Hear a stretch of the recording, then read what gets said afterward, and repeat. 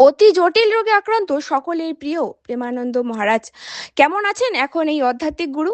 বৃন্দাবনের আধ্যাত্মিক গুরু প্রেমানন্দজি মহারাজের স্বাস্থ্য নিয়ে উদ্বেগ বেড়েছে ভক্তদের মধ্যে।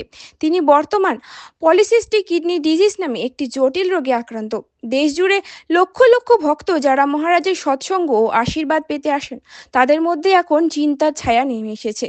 রিপোর্ট অনুযায়ী প্রেমানন্দজি মহারাজের পিকেডি রোগে চিকিৎসা চলছে বিশেষজ্ঞ চিকিৎসকেদের তত্ত্বাবধানে। তবে মহারাজ নিজে মানসিকভাবে দৃঢ় এবং আধ্যাত্মিক অনুশীলনে সক্রিয় হয়েছেন বলে আশ্রম সূত্রে জানা গিয়েছে। পলিসিস্টিক কিডনি ডিজিজ একটি বংশগত কিডনি রোগ, যেখানে কিডনির ভিতর একাধিক তরল ভরা সিস্ট তৈরি হয়। সময়ের সঙ্গে সঙ্গে সেই সিস্টগুলো বড় হতে থাকে এবং কিডনির কার্যক্ষমতা ধীরে ধীরে নষ্ট হয়ে যায়। শুধু কিডনি নয়, লিভার ও অন্যান্য অঙ্গেও এই সিস্ট গঠন হতে পারে, যা শরীরের সামগ্রিক ভারসাম্য নষ্ট করে দেয়। এই রোগের প্রভাবে উচ্চ রক্তচাপ, কিডনি ফেলিয়ার, এমনকি হৃদরোগের ঝুঁকিও বেড়ে যেতে পারে। চিকিৎসকেরা জানান, প্রাথমিক পর্যায়ে শনাক্ত করা গেলে জীবনধারার পরিবর্তন ও সঠিক চিকিৎসার মাধ্যমে পিকেডি এর অগ্রগতি ধীর করা সম্ভব।